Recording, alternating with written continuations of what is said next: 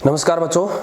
तो देखो अपना जो टॉपिक है जेनेटिक्स आनुवांशिकी वो स्टार्ट किया था अपन ने, और जो मेरा पहला लेक्चर है उसके अंदर एक बेसिक आइडिया आपको मैंने दिया था, और इस बात से भी मैंने अवगत करवाया था कि बहुत ही इजी चैप्टर है। और जनरली इस चैप्टर से जो क्वेश्चन आते हैं एग्जाम के अंदर वो छोटे क्वेश्चन आते हैं, ठीक है। यानी कि बड़ा जो क्वेश्चन है वो बनने की संभावनाएं कम रहती है, छोटे क्वेश्चन ही इसी चैप्टर से आते हैं। इसलिए अब ये बहुत ज़्यादा इंपॉर्टेंट हो गया आपके लिए, क्योंकि यदि कोई छोटा क्वेश्चन आता है तो हमेशा उस चैप्टर को बड़ी बारीकी से समझना होगा, एक एक चीज़ आपको देखनी होगी। क्योंकि बड़े क्वेश्चन में तो हम अपने मन से, या एक बेसिक नॉलेज हो तो हम अपने मन से जोड़ के उसको लिख सकते हैं, लेकिन इसके अंदर क्या है कि जो छोटे प्रश्न आते हैं उसके अंदर ऐसे प्रश्न पूछे जाएंगे जो इसका जो बेसिक हो, या फिर आपने यदि पूरे चैप्टर को ढंग से अगर समझा है तो उसके अकॉर्डिंग आप उसका आंसर दे सकते हो, ठीक है। तो हर चीज़ छोटी छोटी है, इसके अंदर छोटी छोटी चीज़ जुड़ के ही इस चैप्टर को फिर बड़ा बनाएगी।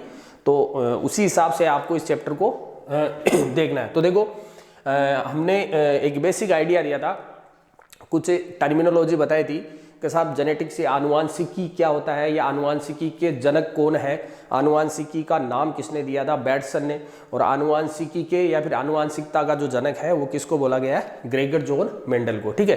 पूरा जो चैप्टर है वो इसी के ऊपर आधारित है, और इसने पूरे जो आनुवांशिकता के जो नियम दिए थे उन नियमों के अंदर बहुत सारी शब्दावलियां हैं, उनको भी हमें धीरे धीरे समझना है, और क्वेश्चन जो बनते हैं लगभग उन्हीं पे बनते हैं, ठीक है।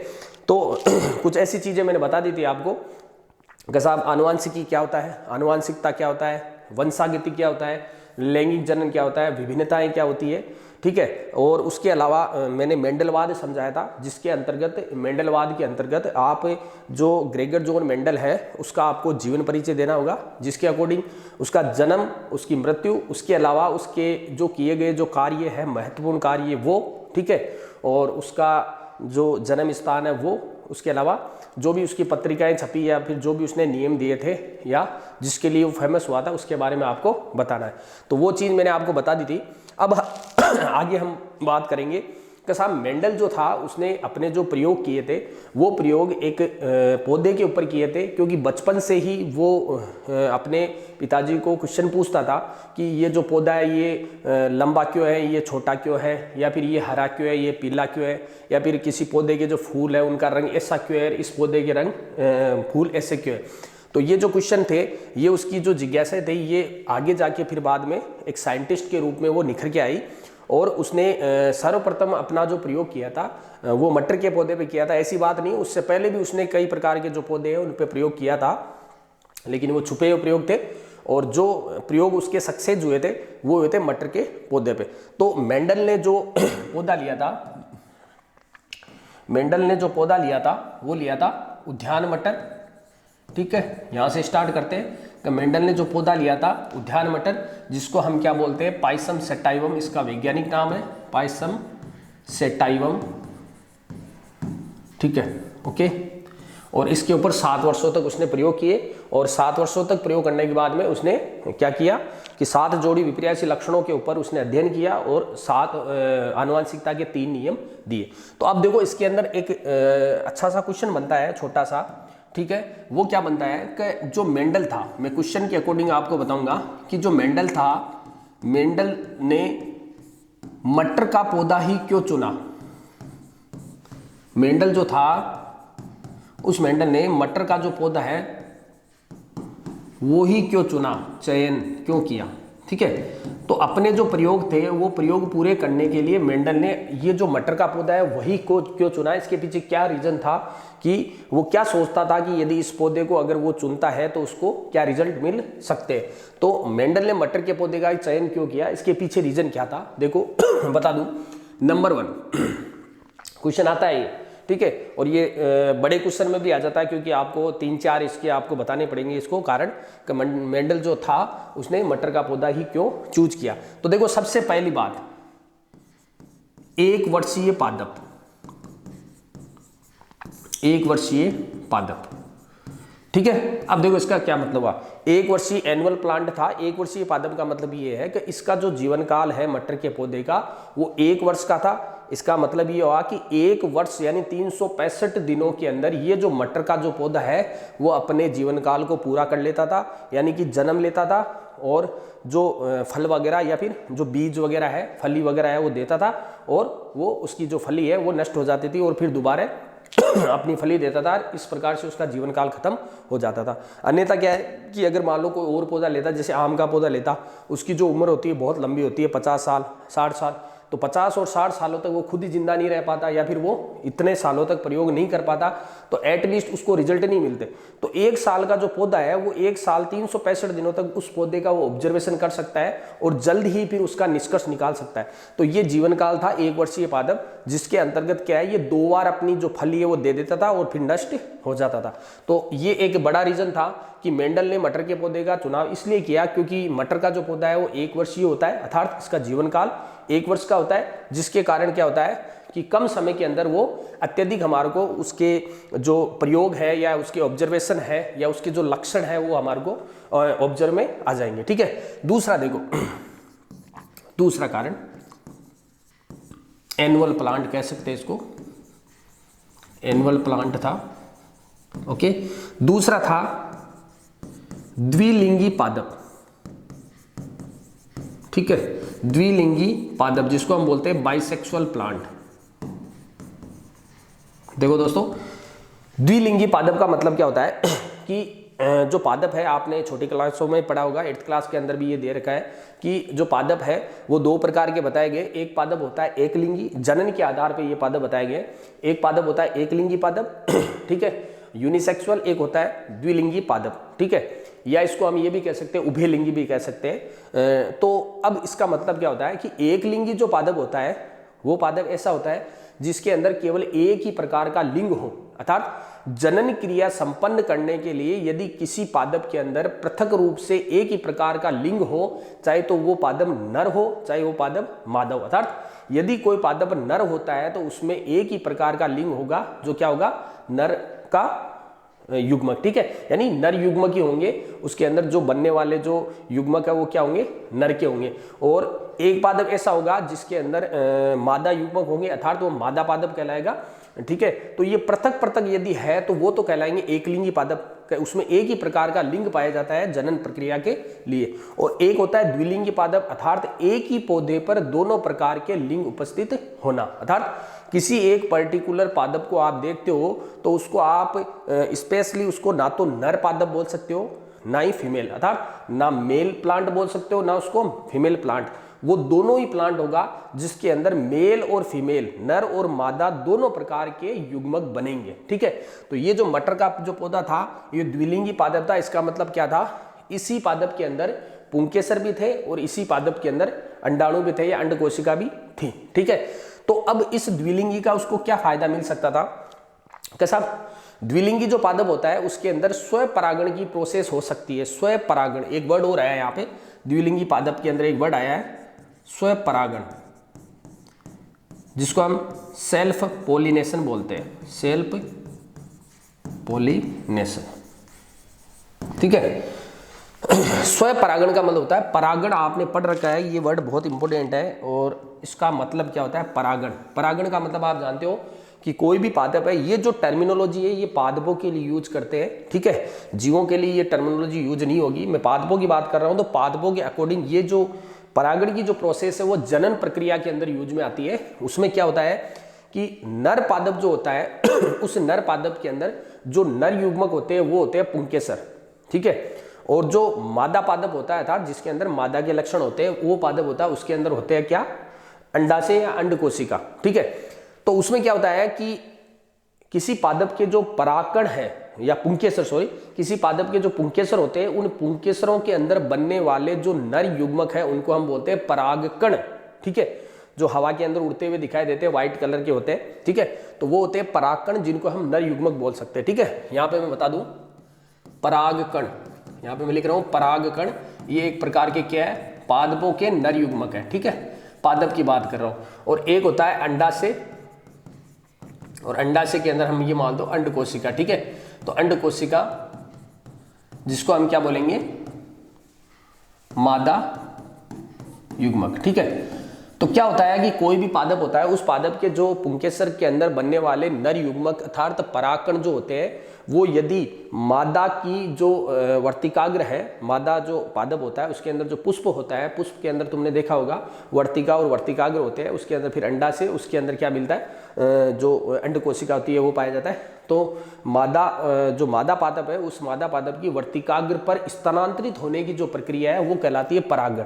ठीक है, परागण का मतलब क्या हो गया, पराग कणों का वर्तिकाग्र पर स्थानांतरित होना, ताकि बाद में परागकण और अंड कोशिका के अंदर संलयन या निषेचन की प्रोसेस हो और उसके दौरान फिर एक नए पादप का निर्माण हो। तो इसका मतलब हो गया परागण, आप समझ गए। अब स्व का मतलब अपने आप। अब अपने आप कैसे होगा, कि जैसे मान लो कि ये पादप है, मैंने बताया द्विलिंगी है, ठीक है। तो इस पादप के अंदर मान लो एक पुष्प था और उस पुष्प के अंदर इस प्रकार से ये पुंकेसर है, ठीक है। पुष्प की आपने संरचना देख रखी है, ओके। और यहाँ बीच वाले भाग पे ऊपर यहाँ पे इस जगह वर्तिकाग्र है इसकी, ठीक है। इसका जो मादा वाला भाग है, ये तो मादा वाला भाग है, मादा जननांग वाला भाग है। और ये वाले जो है ये आपको दिख रहे हैं, इनको हम बोलते हैं पुंकेसर, ठीक है। और पुंकेसर क्या है, नर वाले भाग है। तो इस पुंकेसर से बनने वाले जो परागकण है, ये परागकण बने, यहाँ पे छोटे छोटे परागकण है, ये इसने परागकणों का निर्माण किया, ठीक है। प्रत्येक पुंकेसर के द्वारा परागकण बने, ओके।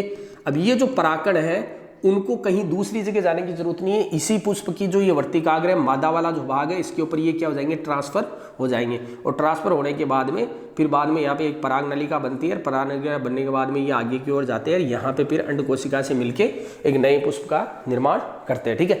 तो ये जो प्रोसेस है ये कहलाती है सेल्फ पोलिनेशन या स्वपरागण। अपने आप ही इसके अंदर क्या हो गया, स्वपरागण की प्रोसेस पाई जाती है। क्यों, क्योंकि ये द्विलिंगी पादप है, अर्थात एक ही पादप के अंदर दोनों लिंग है, मादा का भी है और नर का भी है। तो ये था इसका अगला कारण। अब देखो अगला तीसरा कारण और देखते हैं कि साहब इसने जो है मटर का पौधा क्यों चुना, ठीक है। एक तो इसके अंदर आ गया कि साहब एक वर्षीय पादप है तो इसको कम समय के अंदर बहुत ज्यादा इसको क्या हो गया, परिणाम मिले।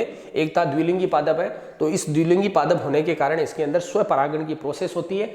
और स्वपरागण की प्रोसेस होने के कारण क्या था कि उसके अंदर एक शुद्ध वंश क्रम प्राप्त होगा उसको, ठीक है। जो भी वो चाहता है, जो प्रयोग एक ही पौधा है उसके पास और एक ही पौधे के अंदर वो अनेक प्रयोग वो देख सकता है। उसके अलावा देखो सबसे बड़ी बात कि जो मटर का जो पौधा था, इतना छोटा पादप था और इतने से छोटे पादप के अंदर उसने 7 जोड़ी लक्षणों का अध्ययन किया, यानी कि 7 जोड़ी विपर्यासी लक्षणों का होना। 7 जोड़ी विपर्यासी, ये विपर्यासी वर्ड लिखना जरूरी है क्योंकि विपर्यासी लगाते ही यहाँ पे 7 जोड़ी यानी कि 14 लक्षण हो गए और वो भी क्या हो गए, विपरीत हो गए। 7 जोड़ी विपर्यासी लक्षणों का होना।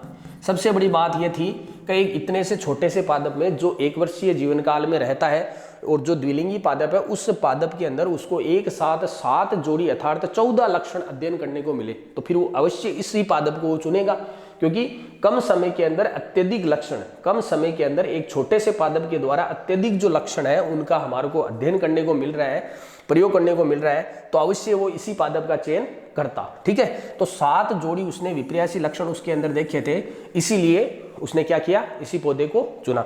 और विपर्यासी आपको मैंने बता दिया अपोजिट कैरेक्टर, लक्षण एक होगा, ठीक है, लेकिन उसके अंदर जो उसको लक्षण को प्रदर्शित करने वाली जो जीने होगी, ठीक है, या फिर मैं कारक बोल दूं क्योंकि मेंडल ने जीन नहीं बोला था, जीन को कारक बोला था, फिर नया नाम आया था, कारक को कन्वर्ट कर दिया गया जीन के अंदर जॉनसन के द्वारा। तो किसी लक्षण को प्रकट करने वाली जो कारक थे वो क्या थे, जोड़ी में थे, 2 थे, किसी एक पर्टिकुलर लक्षण के लिए 2 कारक थे। जो एक कारक तो उस पौधे को मान लो लंबा बना रहा है, ठीक है, और एक उसको बोना बना रहा है, ठीक है, 2 अलग अलग जीन या कारक हो गए। बाकी लक्षण तो एक ही है कि पौधे की लंबाई का लक्षण है, तो लक्षण तो उसको एक ही था उसके अंदर, लेकिन क्या था उसके लिए 2 अलग अलग जीने थी, क्योंकि एक ही लक्षण के अंदर 2 प्रकार के हमारे को उसके अंदर सिम्टम दिखाई दे रहे हैं कि लंबाई का लक्षण है, एक लक्षण है, लेकिन लंबाई भी 2 प्रकार की होती है, एक लंबा एक बोना, ठीक है। तो ये था इसका अगला कारण, ओके। तो इस प्रकार से उसको कई प्रकार के उसको लक्षण दिखाई दिए कि साहब मुझे मटर का पौधा ही चुनना चाहिए। एक और लक्षण उसके अंदर था, देखो क्या था कि द्विलिंगी पादप था, ठीक है। अब अगर वो इस पादप को एक लिंगी बनाना चाहता है तो वो भी पॉसिबल था इसके अंदर, क्योंकि उसके पास एक टेक्निक थी विपुंसन की टेक्निक। विपुंसन या इसको हम बोलते हैं थैलीकरण। दोनों तकनीक अलग अलग है हालांकि, लेकिन तकनीक का जो मकसद है वो एक ही है। विपुंसन का मतलब होता है कि किसी द्विलिंगी पादप का जो एक लिंग है उसको नष्ट कर देना, ताकि वो पादप प्योर फॉर्म में आ जाए या उसका क्या हो जाए, पृथक्करण हो जाए। जैसे अगर कोई पादप है मटर का, उसको हम ना बोलने में नर पादप भी बोल सकते हैं और मादा भी बोल सकते। यदि आप उसको सेपरेटली नर पादप बोलना चाहते हो तो उसके लिए उसके पास एक टेक्निक थी विपुंसन की या फिर थैलीकरण की, जिसके अकॉर्डिंग क्या करता था वो, यदि उस पादप को नर पादप बनाना है तो पुष्प के जो वर्तिकाग्र थे या पुष्प के जो जननांग थे उनको वो क्या करता था, नष्ट कर देता था। ठीक है, जनरली या तो उसको तोड़ देता था, नष्ट करना, और या फिर उसके ऊपर थैली बांध देता था, ताकि उस थैली के बांधने के कारण वो जो भाग है वो निष्क्रिय हो जाए और यदि परागकण गिरे तो वो उस वर्तिकाग्र पे नहीं पहुंच सके। तो ये टेक्निक उसके पास थी विपुंसन या थैलीकरण की। और इस टेक्निक के द्वारा स्व परागण की जो प्रक्रिया है वो भी जरूरी नहीं थी कि उसके अंदर हो। तो अब वो क्या कर सकता था कि थैलीकरण और विपुंसन करने का मकसद उसका क्या था कि वो यदि पर परागण कराना चाहता है, अर्थात कृत्रिम रूप से वो इस पादप के एक पादप के जो पुंकेसर या परागकण है उनको किसी दूसरे पादप के जो वर्तिकाग्र है वहां पर यदि वो उसको ट्रांसफर करवाना चाहता है तो इस प्रोसेस को हम बोलते हैं पर परागण। और कृत्रिम रूप यानी अपने आप खुद ने करवाया ये काम, तो उसको हम क्या बोलते हैं, कृत्रिम पर परागण। ठीक है, तो विपुंसन तकनीक थी और इसके कारण उसने कृत्रिम पर परागण कराना उचित समझा, क्योंकि वो ये मानता था, उसने जो प्रयोग किए थे वो अदला बदली करके किए थे कि एक ही पादप था तो एक ही पादप से उसने बीज उत्पन्न नहीं किए, अलग अलग पादप से किए थे कि भाई इस पादप का मैं प्रयोग या संकरण है वो उस पादप के साथ कराऊं, तो इसके लिए उसको फिर पर परागण कराना होगा, क्योंकि पर ही हो गया, किसी एक पादप के जो परागण है वो किसी दूसरे पादप के जो वर्तिकाग्र या मादा जननांग वाले भाग पर स्थानांतरित करने की जो प्रक्रिया है वो क्या कहलाएगी, पर परागण। और यदि मान लो ये पर परागण हवा के माध्यम से या फिर पक्षियों कीटों के माध्यम से होता है तो हम उसको पर परागण बोलेंगे, लेकिन यदि आप स्वयं करवा रहे हो, वहां से आप यहां तक पहुंचा रहे हो, तो ये हो गया कृत्रिम रूप से करवाया गया, हमारे द्वारा कराया गया पर परागण। ठीक है, तो ये कुछ ऐसे कारण थे, और भी कई इसके अंदर कारण थे लेकिन मुख्यतः ये कारण थे कि उसने मटर का जो पौधा है वही चुना। ठीक है बेटा, तो ये इतने सारे आपको याद रखने हैं कि मेंडल ने मटर के पौधे का ही चयन क्यों किया। ओके, आगे देखो अब क्या हुआ कि एक इसके अंदर और आपके टर्म आती है कि साहब मेंडल ने मटर का जो पौधा चुना था उसके अकॉर्डिंग उसको बहुत अच्छी सफलता भी मिली थी, और सफलता जो मिली तभी तो हम पढ़ रहे हैं आज चैप्टर को, तो वो जो सफलता थी उसके पीछे एक कारण क्या था। ठीक है, तो एक चीज और आप देख लो कि मेंडल ने जो मटर का पौधा चुना था उस मटर के पौधे को चुनने से सफलता के कारण,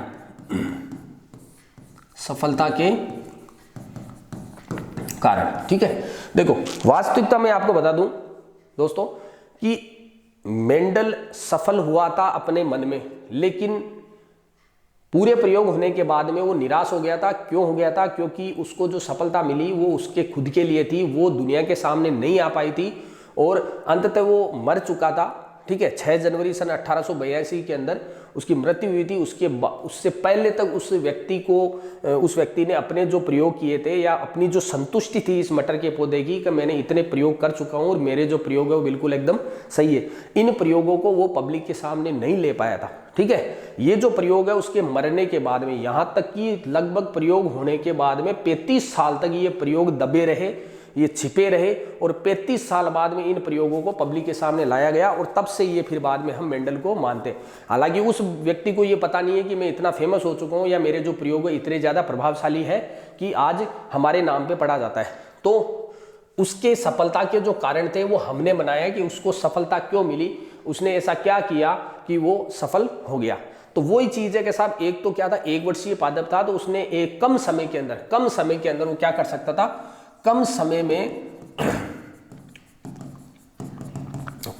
में अधिक लक्षणों की वंशागति का अध्ययन किया उसने। ठीक है, एक तो ये एक सफलता ही थी उसकी कि उसने एक इतने कम समय के अंदर बहुत सारे जो लक्षण है उसकी वंशागति का अध्ययन कर लिया। ठीक है, उसके अलावा एक कारण और था कि उसने एट ए टाइम एक समय में एक लक्षण का अध्ययन किया था। ये नहीं है कि एक समय के अंदर मान लो कि वो उस पौधे की लंबाई को देख रहा है। ठीक है, तो पूरी लंबाई को देखता रहा कि ये पौधा लंबा है, ये बोना है, ये इतना है, ये छोटा बड़ा है। उसके अलावा उसने किसी दूसरे लक्षण को एक साथ ऑब्जर्व नहीं किया। ये नहीं कि लंबाई के साथ साथ वो उसकी पत्तियों को भी देख रहा है कि उसकी पत्तियां कैसी है या फिर उसके पुष्प कैसे है, अन्यथा क्या होता, कंफ्यूजन होता। और उसने एक समय में एक ही चीज का या एक ही लक्षण का अध्ययन किया। तो एक समय में एक लक्षण की वंशागति का अध्ययन किया। ठीक है, यानी कि एक समय में एक लक्षण देखा, फिर उस लक्षण का जब उसने पूरा निरीक्षण कर लिया, पूरे अपने जो प्रयोग है वो निकाल लिए, तो उसके बाद में वो दूसरा लक्षण देखने लग गया कि अब हम देखते हैं इसके पुष्प को या फिर उसके फूल को, उसके तने को या फिर उसके बीज को। ठीक है, तो इस प्रकार से उसने क्या किया, एक समय के अंदर एक ही लक्षण लिया। ठीक है, उसके अलावा देखो सबसे बड़ा और कारण क्या था कि उसको सफलता मिली। ये कारण इंपॉर्टेंट है, क्योंकि ये जो चीजें है ना, ये मेंडल के बाद में भी कई वैज्ञानिकों ऐसे थे, बहुत सारे वैज्ञानिक थे, जैसे जिनमें नाम आता है ह्यूगो डी ब्रीज, सेनमार्क, है ना, कार्ल कोरेंस। ये वैज्ञानिक भी बहुत टाइम तक लगे रहे इस खोज के अंदर, और उन्होंने भी ऐसी प्रोसेस की थी कि एक समय में एक लक्षण लिया, सब कुछ किया, लेकिन उनके पास एक चीज नहीं थी। उनके पास विज्ञान थी, तो विज्ञान के साथ साथ मैथमेटिक्स नहीं थी। और मैंने आपको पहले भी बताया था कि ये जो बंदा था वो हर जगह से ज्ञान प्राप्त करता था, अर्थात ये एक ऐसा एक्सपर्ट था जिसको मैथमेटिक्स और साइंस या बायोलॉजी का जो है पूरा नॉलेज था, और वही नॉलेज इसके काम में आया। और उसने ये जो लक्षण आप देख रहे हो, ये प्रयोग किए थे, उन प्रयोगों के अंदर एक टेक्निक अपनाई थी कि जो उसके प्रयोग थे, उन प्रयोगों को उसने संख्यात्मक विश्लेषण के द्वारा किया। संख्यात्मक विश्लेषण का मतलब क्या हुआ है, मैथमेटिकल कैलकुलेशन जो है ना, वो बायोलॉजी के अंदर उसने यूज की थी। ठीक है, संख्यात्मक जो विश्लेषण है अपने प्रयोगों के अंदर उसने अपनाया, और उसको हम अपनी लैंग्वेज में बोल सकते हैं कि मैथमेटिकल टाइप की जो कैलकुलेशन है वो उसने अपने प्रयोगों के अंदर ली, और तभी इसके जो प्रयोग है उनको सफलता मिली। अन्यथा कई वैज्ञानिकों ने ऐसे प्रयोग किए थे, लेकिन ये इस चीज का नॉलेज ना होने के कारण उनको सफलता नहीं मिल पाई। तो ये सबसे बड़ी चीज थी कि अपने जो प्रयोग है उन प्रयोगों को उसने सांख्यिकी विश्लेषण दिया, और उसी के कारण क्या थे, इसके जो प्रयोग है वो सफल हुए और उसको सफलता मिली। और बाकी इसके कई कारण है, लेकिन मुख्यतः आप इन कारणों को आप याद रख लें। ठीक है, ओके। तो ये थे कि साहब मेंडल को सफलता क्यों मिली, इसकी सफलता के पीछे रीजन क्या था। अब देखो आगे बढ़ते हैं, अच्छी चीज है, और अब स्टार्ट करेंगे हम अपने चैप्टर को। ठीक है, ओके। हाँ भाई देखो, अब हम मेंडल को पढ़ेंगे। तो देखो सबसे बड़ी चीज आती है, अभी मैंने 2-3 वैज्ञानिकों के नाम लिए थे, और ये भी बताया था कि मेंडल जो था वो प्रयोग किए मेंडल ने प्रयोग करने के बाद में भी उसके जो प्रयोग है वो दुनिया के सामने नहीं आए। 1884 के अंदर मरने के बाद में, देखो यहां से स्टार्ट करता हूं, 6 जनवरी, ये जो टॉपिक में पढ़ा रहा हूं उस टॉपिक का मैं नाम बता दूं पहले, मेंडल के प्रयोगों की पुनर्खोज या फिर रीडिस्कवरी। ठीक है, रीडिस्कवरी ऑफ मेंडल एक्सपेरिमेंट, या मेंडल के जो नियम है उनकी वापस दुनिया के सामने वो प्रयोग कैसे आए। कुल मिला के इसका मतलब है कि ये जो इसने प्रयोग किए थे ये दुनिया के सामने कैसे आए, और आज हम इसको क्यों पढ़ रहे हैं, क्या कारण था, कौन लेके आया, तो उसके बारे में हम पढ़ेंगे। तो यहां से मैं स्टार्ट कर रहा हूं कि साहब 6 जनवरी जो थी, उस 6 जनवरी 1884 को इसकी मृत्यु हो गई। ठीक है, मेंडल की मृत्यु हो गई। मृत्यु के बाद में, यानी कि मृत्यु, प्रयोग तो उसके जो है वो प्रयोग कब खत्म हो गए थे, प्रयोग कब चले थे, प्रयोगों का समय क्या था, प्रयोगों का समय था 1856 टू 1863। ठीक है, तो 1863 के बाद में भी 35 साल, ये मान के चलो 35 साल तक ये प्रयोग है, ये क्या थे, छिपे हुए रह गए, इनका कोई औचित्य नहीं निकला। प्रयोगों का समय ये था, लेकिन मृत्यु 1884 में हुई थी। और उसके बाद में 1884 के बाद में 1900 ईस्वी में, है ना, 1900 जो सन था, सन 1900 के अंदर ये जो प्रयोग है ये दुनिया के सामने आए। क्या था कि 3 वैज्ञानिक थे। ठीक है, 3 वैज्ञानिक है, उनका मैं नाम लिख रहा हूं। नंबर 1 एक था हॉलैंड का ह्यूगो डी ब्रीज, नाम याद रखना आपको, बहुत इंपॉर्टेंट क्वेश्चन है। 12th और 10th और कंपटीशन तीनों जगह ये काम में आएंगे आपके। ठीक है, कंपटीशन लेवल का भी है ये, 12th का भी। हॉलैंड का ह्यूगो डी ब्रीज, नंबर 2 था, तीनों दोस्त ही थे, जर्मनी का कॉल्ड कोरेंस, और एक था जो इसी के गांव का था, किसके, मेंडल के गांव का, यानी कि ऑस्ट्रिया का था, ऑस्ट्रिया का, जिसका नाम था एरिन वोन शेरमार्क। ठीक है, ये 3 वैज्ञानिक थे। ठीक है, 1900 ईस्वी के अंदर क्या था, इन तीनों वैज्ञानिकों को भी अलग अलग प्रकार के पौधे मिले थे, इसको भी मिला था, इसको भी, ये भी इसी आनुवांशिकता या जेनेटिक्स के ऊपर प्रयोग कर रहे थे, लेकिन इनके जो प्रयोग है वो सफल नहीं हो रहे थे। लेकिन इनमें से एक वैज्ञानिक था हुगो डी ब्रीज, ठीक है ना, महानतम वैज्ञानिक था, जिसका आप पढ़ते हो भी हो जिक्र, डार्विन और हुगो डी ब्रीज। तो इस व्यक्ति को पता था कि कुछ सालों पहले मेंडल ने भी किसी पौधे के ऊपर प्रयोग किए, और एक बार क्या हुआ था कि जैसे वहाँ पे एक सोसाइटी होती है कि कोई भी अगर मान लो कोई प्रयोग करता है या कोई कार्य संपन्न करता है, तो उस कार्य को फिर बाद में एक बड़ा एक मंच होता है, ठीक है, एक कमेटी होती है, उसके अंदर उसको दिखाया जाता है और वहाँ पे उसको फिर मान्यता मिलती है, फिर ये कार्य दुनिया की नज़रों में आता है। तो उस दौरान क्या था कि ये प्रयोग लेके आया था, और उस दौरान एक महानतम वैज्ञानिक था जिसका नाम था डार्विन, और डार्विन ने अनेक प्रकार के प्रयोग किए थे, उनके ऊपर चर्चा चल रही थी। तो उसके कारण क्या था कि इसके जो प्रयोग है वो कोई सुन नहीं पाया, देख नहीं पाया, तो इस वैज्ञानिक को पता था। तो इस वैज्ञानिकों ने इसके जो किए हुए जो प्रयोग थे, उन प्रयोगों को वापस टटोला, देखा, और देखने के बाद में इन तीनों वैज्ञानिकों को एक आश्चर्यजनक आंकड़ा मिला, और वो जो आंकड़ा था उस आंकड़े को इन्होंने दुनिया के सामने रखा, और वो जो आंकड़े मिले थे उन आंकड़ों के आधार पे उन्होंने उसको व्यवस्थित तरीके से रखा, और वो जो व्यवस्थित जो रूप था वो थे आनुवांशिकता के नियम। ठीक है, यानी कि जो 3 नियम दिए थे मेंडल ने आनुवांशिकता के, उन नियमों को सुव्यवस्थित तरीके से रीअरेंज करके उनको दुनिया के सामने लाने वाले या पुनर्खोज करने वाले 3 महानतम वैज्ञानिक थे ये वाले, और इन्होंने ही मेंडल के जो प्रयोग थे उनको आज पब्लिश किया, और उन्हीं प्रयोगों को हम पढ़ रहे हैं। तो ये इंपॉर्टेंट चीज है, और ये क्वेश्चन भी पूछा जाता है। ठीक है, आगे देखो दोस्तों, आगे पढ़ते हैं। साहब अब इतना हमने पढ़ लिया, और हमें पता भी है कि जो मेंडल था उसने अनेक प्रकार के एक्सपेरिमेंट किए थे, और जो एक्सपेरिमेंट किए उनके आधार पर उसने 3 नियम बनाए थे। ठीक है, अब हम मेंडल के 3 नियम जो है उनकी हम बात करेंगे, मेंडल के नियम। लेकिन मेंडल के जो नियम हैं उनकी बात करने से पहले कुछ ऐसी चीजें हैं जिनको आपको समझना बहुत जरूरी है, क्योंकि उन चीजों के समझे बिना आपको जो मेंडल के जो नियम है वो आधे अधूरे समझ में आएंगे। और वो जो चीजें हैं वो है मेंडल के जुड़े हुए, जो मेंडल या आनुवांशिकता की शब्दावली भी कह सकते हैं, आनुवांशिकता ही पढ़ रहे हैं हम, तो आनुवांशिकता की शब्दावली या टर्मिनोलॉजी। अभी मैंने पहले भी बताया था स्टार्टिंग में, ये चीज़ बहुत इंपॉर्टेंट होती है कि कुछ ऐसे शब्द है, कुछ ऐसे वर्ड है जो हमारे को इसके नियमों के अंदर देखने को मिलेंगे, और वो यदि वर्ड या शब्दावली हम नहीं समझेंगे तो हमारे को इसके जो नियम या फिर आनुवांशिकता है वो कभी समझ में नहीं आएगी। तो कुछ चीज़ें ज़रूरी है समझना, तो उन चीज़ों की मैं शुरुआत करता हूँ, और अच्छी तरीके से आपको समझना है, इंपॉर्टेंट है, क्योंकि इन्हीं से क्वेश्चन बनेगा, इन्हीं से पूरा चैप्टर बनेगा, और इन्हीं से ही क्वेश्चन बनेगा, और इन्हीं को समझने के बाद में आप अलग से अन्य चीजें समझ पाओगे। तो देखो नंबर 1 में यहाँ पे लिख रहा हूं, गौर से देखना, जीन। ओके, पहली जो शब्दावली है मैंने लिखी है जीन। ओके, अब देखो भैया, पहले भी मैंने आपको इसके बारे में आइडिया दे दिया था कि साहब जीन क्या होती है और जीन का नाम है वो किसने दिया था।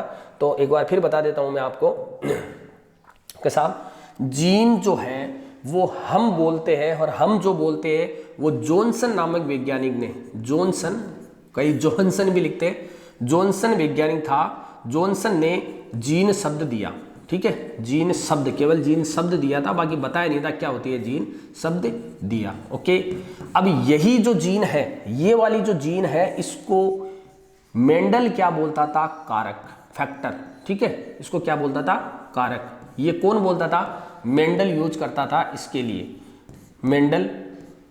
ठीक है, मेंडल के द्वारा इस जीन को क्या बोला जाता था, कारक।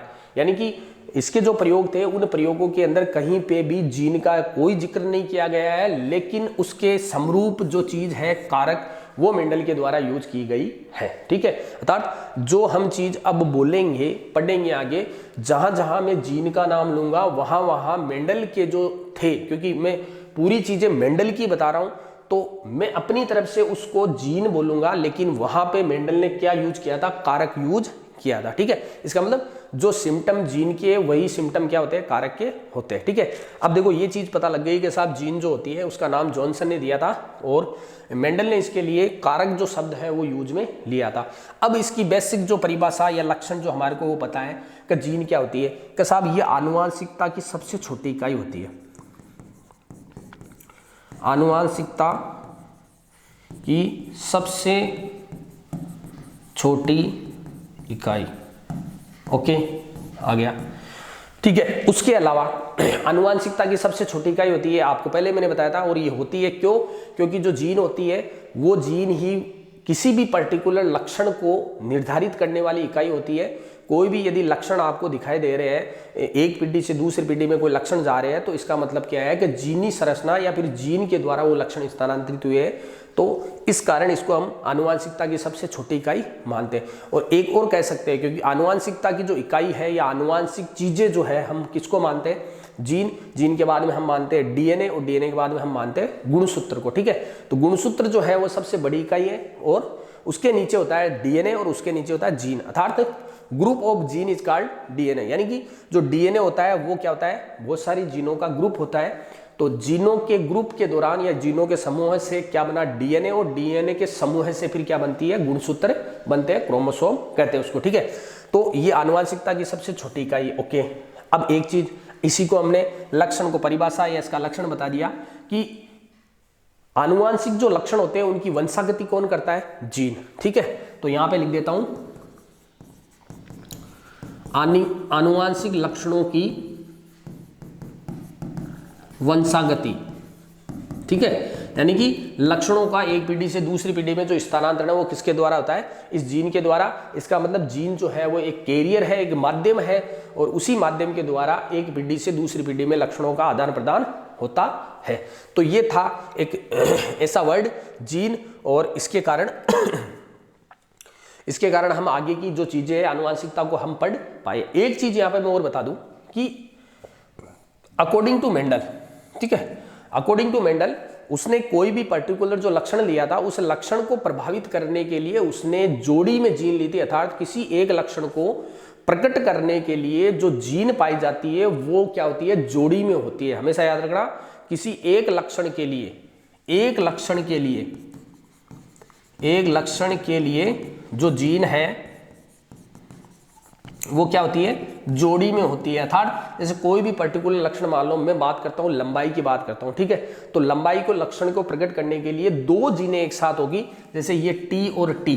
ठीक है, ये दो जीनें हैं जो लंबाई की लक्षण को प्रकट करती है। जैसे मान लो कि मैंने यहाँ पे लिख दिया टी टी, छोटा टी, तो इसका मतलब क्या हुआ कि ये वाली जो दोनों जीनें हैं ये किसी एक लक्षण को प्रकट करती है, और उसका मतलब है ये किसको करती है, बोनेपन को। छोटा टी का मतलब छोटा यानी बोना, और ये पौधा कैसा होगा, लंबा।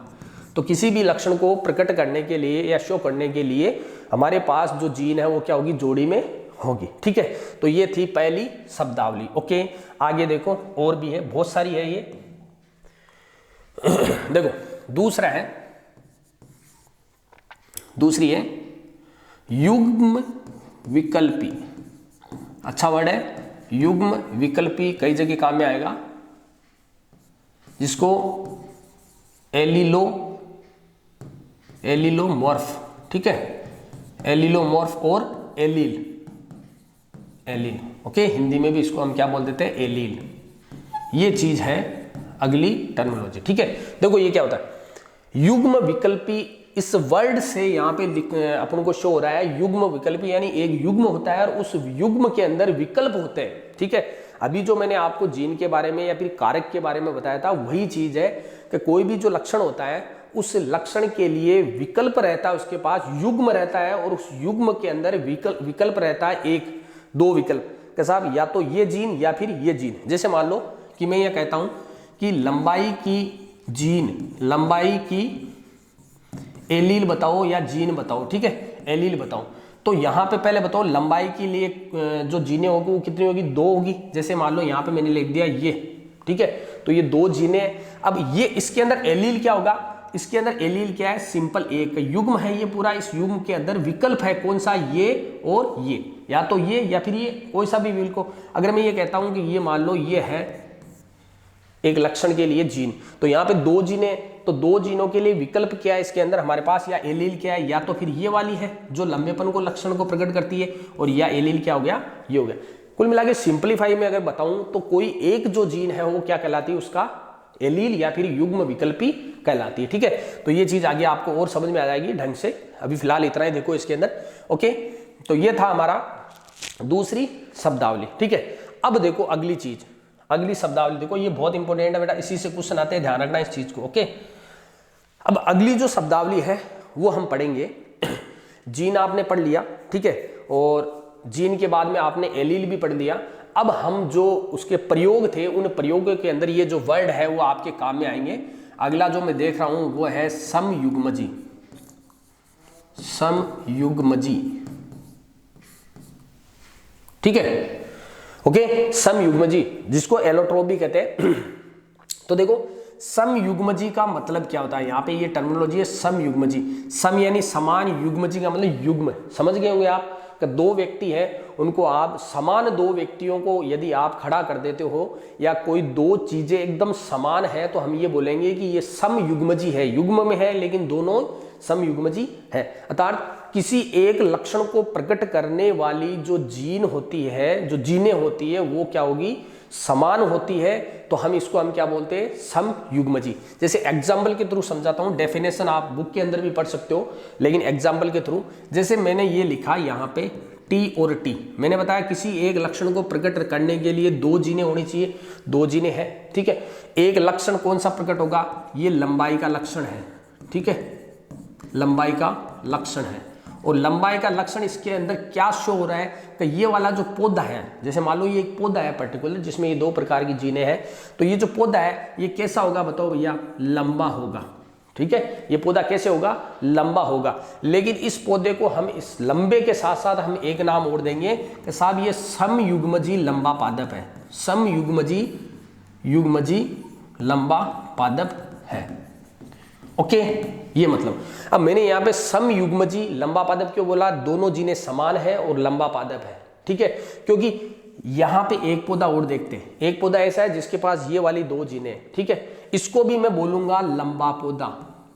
ठीक है, ये भी लंबा पौधा है, लेकिन ये कैसा लंबा पौधा है, इसको मैं बोलूंगा, क्या बोलूंगा, असमयुग्मजी, या इसको विषमयुग्मजी, टर्म थोड़ी, हाँ ठीक है, विषमयुग्मजी, विषमयुग्मजी लंबा पौधा या पादप, ये बोलता हूं इसको। ठीक है, ये भी लंबा है, ये भी लंबा है, लेकिन ये समयुग्मजी लंबा पादप है। ये अशुद्ध पादप भी कह सकते हो, या फिर इसको लंबा तो है लेकिन विषमयुग्मजी लंबा पादप है। क्यों है, क्योंकि इसके अंदर किसी एक ही लक्षण को प्रकट करने के लिए 2 अलग अलग जीनें जिम्मेदार होती है। ठीक है ना, और इसके अंदर क्या है, एक ही लक्षण को प्रकट करने के लिए जो जीन होती है वो क्या होती है, समान होती है। तो यहां पे मैं लिख सकता हूं, किसी एक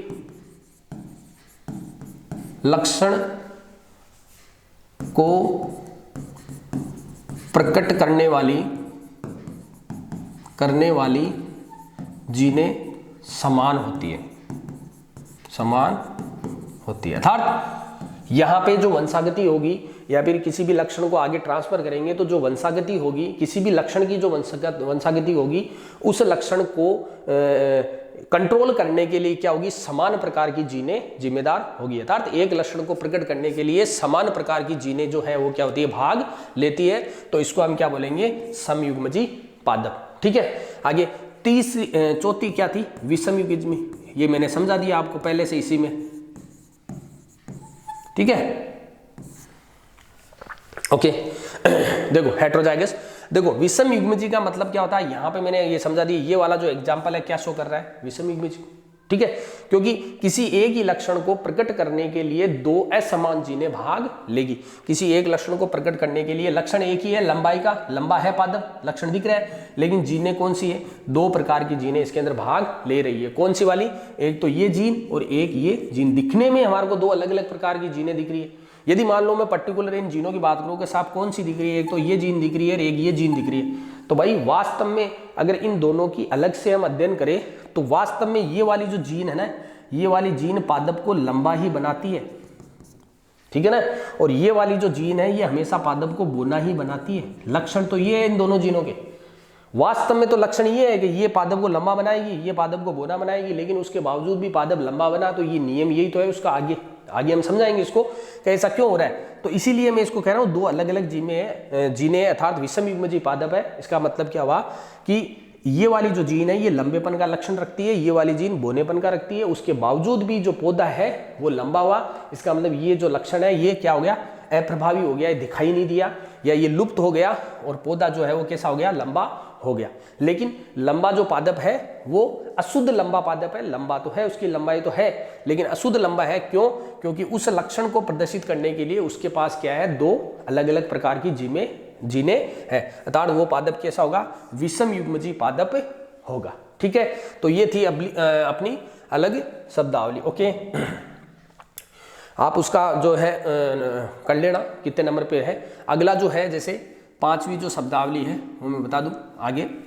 देखो अब क्या है कि दो लक्षण हमारे को पढ़ने हैं, एक तो है प्रभावी लक्षण, प्रभावी लक्षण डोमिनेंट कैरेक्टर कहते हैं इसको, है ना,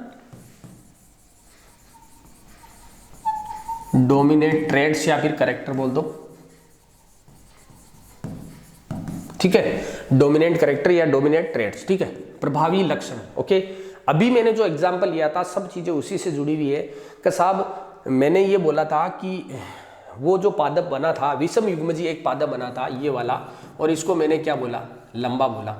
और फिर ये भी मैंने बताया था कि ये वाली जो जीन है वो किसको प्रदर्शित करती है, लंबेपन को, और ये वाली जीन किसी भी पादप को बोना बनाती है, अर्थात बोनेपन का लक्षण है। उसके बावजूद भी ये जो पौधा है वो कैसा बना, लंबा बना। यदि मान लो बाहरी स्वरूप में, जैसे मान लो ये पौधा है, ठीक है, ये मटर का पौधा है, ओके, ये कोई मटर का पौधा है और ये भी मटर का पौधा है। मुझे एक चीज बताओ, दोनों की लंबाई क्या है, समान है, बिल्कुल दोनों की लंबाई समान है, तो दोनों समान पादप है, मैं इनको दोनों को बोलता हूँ लंबे पादप, ठीक है, दोनों लंबे पादप, ओके।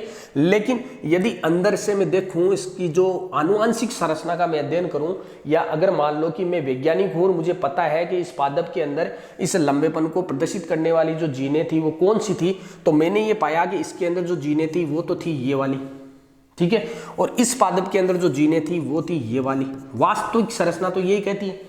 तो फिर मैं इसकी परिभाषा क्या दूंगा, यदि मेरे को कोई क्वेश्चन पूछता है कि ये पादप सर लंबा हुआ था, ये भी लंबा है, लेकिन इसमें जीने ये है, तो मैं इस पादप के बारे में तो कुछ नहीं बोलूंगा, क्योंकि यहाँ तो लंबा है तो लंबेपन की जीन है पहले से, तो लंबा ही होगा। लेकिन यहाँ मैं बोलूंगा कि इस पादप के अंदर ये वाली जो जीन थी ना, ये तो थी प्रभावी जीन और ये वाली जीन क्या थी, अप्रभावी। तभी तो अपने प्रभाव को इसने दबा लिया, या फिर इस जीन ने इस प्रभाव को, इसके प्रभाव को दबा लिया। वही बात है कि एक लंबा आदमी है, एक बोना आदमी है। यदि लंबे आदमी के पीछे की साइड बोने आदमी को खड़ा कर देते हो तो वो दिखाई नहीं देगा, वो दिखाई नहीं देगा, और यदि उसको आगे ले आते हो तो दोनों दिखाई देंगे, ठीक है ना।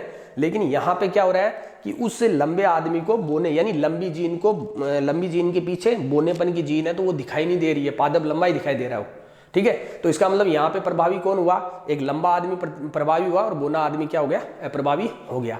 तो ये चीज यहाँ पे यही होती है कि यदि मान लो कोई भी पादप बन रहा है, कि मेंडल ने प्रयोग किए थे, ठीक है, तो प्रयोग करने के बाद में उसने कई प्रकार की पीढ़ियां बनाई थी, जैसे F1 पीढ़ी, पहली पीढ़ी, दूसरी पीढ़ी, तीसरी पीढ़ी, ठीक है, अपने में भी होती है, जैसे मेरे दादाजी की पहली पीढ़ी, पिताजी की दूसरी पीढ़ी, मेरी तीसरी पीढ़ी, फिर बच्चों की चौथी पीढ़ी। तो इस प्रकार से उसने पीढ़ी दर पीढ़ी बनाई थी। तो उसने जो प्रयोग किए थे, तो उन प्रयोगों के दौरान क्या हुआ कि उसकी जो F1 पीढ़ी थी, है ना, जो पहली पीढ़ी थी, जिसको मैं बोलता हूँ पहली पीढ़ी थी, F1 पीढ़ी के अंदर उसको जो भी पादप मिले थे, ठीक है, उन पादपों के अंदर उसने क्या किया कि उन पादपों को देखा, और उन पादपों को देखने के बाद में जो प्रभावी लक्षण उसको दिखाई दिए थे, जो लक्षण उसको दिखाई दिए थे, वो उसके लिए क्या हो गए, प्रभावी हो गए। F1 पीढ़ी के अंदर उसने पादपों के अंदर बहुत सारे पादप मिले और उन पादपों के अंदर उसने जब आनुवांशिक संरचना देखी उनकी, तब तो उनकी अलग अलग थी, इस प्रकार की थी, लेकिन बाहर से वो दिखने में कैसे थे, लंबे थे। तो F1PD के अंदर जो जीन, F1PD में जो जीन अपना प्रभाव प्रकट कर देती है, उस जीन के लक्षण को क्या बोल दिया गया, प्रभावी लक्षण बोल दिया गया। ठीक है, ये लो, यानी कि F1PD अर्थात किन्हीं दो पौधों का उसने संकरण करवाया होगा या दो पौधों के बीच में क्रॉस करवाया होगा। तो क्रॉस करवाने के बाद में उसको जो नए पौधे मिले थे F1PD में, वो उसके लिए एक प्रकार से संतति पीढ़ी थी। तो उस संतति पीढ़ी में जो पौधे मिले थे, उन पौधों के अंदर जो लक्षण उसको दिखाई दिए थे, तो उसने ये समझ लिया कि प्रभावी जीन थी तभी तो इसके लक्षण आ गए। ठीक है, और जो अप्रभावी जीन थी उसके लक्षण नहीं दिखाई दिए। तो जो लक्षण प्रकट हो गए थे, तो उन लक्षणों को उसने क्या बोल दिया, प्रभावी लक्षण। और उन प्रभावी लक्षणों को प्रकट करने वाली जीन कौन सी थी, प्रभावी जीन। ओके, तो ये था प्रभावी लक्षण। इसी में छठा है अप्रभावी लक्षण। तो यहाँ पे इसकी भी डेफिनेशन कंप्लीट हो गई और आप समझ भी गए अप्रभावी लक्षण।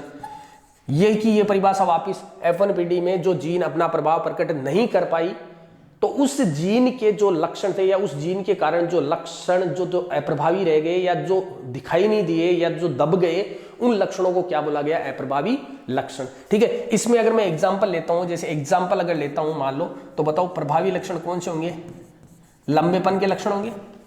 लंबेपन के लक्षण क्या होंगे, प्रभावी होंगे। इसके लिए जीन कौन सी होती है, बड़ी वाली।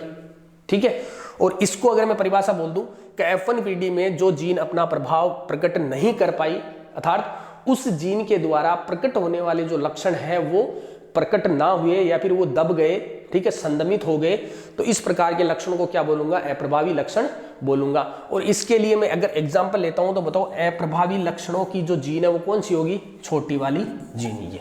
लेकिन कब होगी, जब ये जोड़े में रहेगी। ठीक है, जैसे ये जोड़ा है, जोड़े में ये वाली जीन क्या होगी, अप्रभावी जीन होगी, और ये वाली जीन क्या होगी, प्रभावी जीन होगी। तो ये है कुछ शब्दावलियां, बहुत सारी ये और भी है, आगे मैं बताऊंगा आपको। फिलहाल आज के लिए इतना काफी है, बड़ा हो जाएगा आपका लेक्चर। तो आशा करता हूं कि आप इस चैप्टर को बड़े आनंद के साथ पढ़ रहे होंगे। और मैं ये भी आपको स्पष्ट कर दूं कि आप इस चैप्टर के अंदर ऐसा कोई क्वेश्चन नहीं होगा जो आपके लिए सोल्व नहीं होगा या फिर आपके लिए बहुत ज्यादा मुसीबत पैदा करेगा। टोटल क्वेश्चन होंगे, छोटे क्वेश्चन आएंगे, रेगुलर इसको पढ़ते रहिए। और एक बार फिर मैं आपको बता रहा हूं कि जो ये क्लासें लग रही है ये आपके लिए बहुत ज़्यादा बेनिफिशियल हो रही है, ये मैं कहता हूँ, आप भी इसको महसूस करते हो। लेकिन इन क्लासों को आप अपने तक सीमित ना रखें, इनको आप ट्रांसफ़र कीजिए, बच्चों को आप इसको शेयर कीजिए, उनको बताइए। और मैंने ग्रुप जो इसका चैनल था उसका नाम भी मैंने बता दिया, एक बार फिर वापस लिख देता हूँ कि जो यूट्यूब है, क्योंकि कई बार लिंक भेजते हैं तो लिंक वो खुलता नहीं है उसके ऊपर, तो आप उनको बोलना कि यूट्यूब पर आप GRSAMBHAV ये आप उसके ऊपर आप क्या करो, यूट्यूब पर डालो GR संभव और उसको फिर ओपन कीजिए। वहां पे आपको लोगो मिल जाएगा इसका, उस लोगो के अंदर ये पूरे वीडियो आपको मिल जाएंगे। ठीक है, तो आप इसको बच्चों को ये बताइए ताकि ज़्यादा से ज़्यादा बच्चे उसका लाभ प्राप्त कर सके और तभी कंपटीशन में मज़ा आएगा, अन्यथा आप अपनी रैंक बना के क्या कर लोगे। ठीक है, तो ये था आज का लेक्चर और कल फिर वापस हाजिर होंगे और तब तक ये पढ़ो।